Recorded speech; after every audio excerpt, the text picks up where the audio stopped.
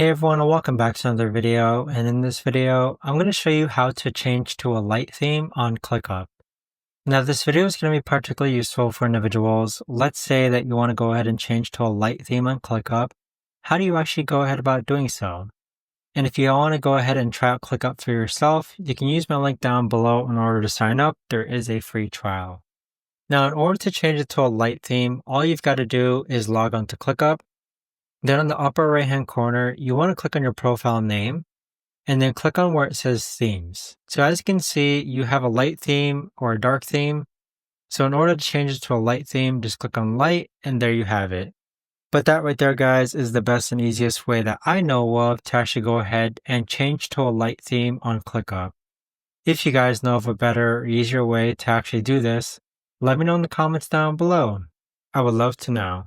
Thanks so much for watching, everyone, and I'll see you guys all in the next video.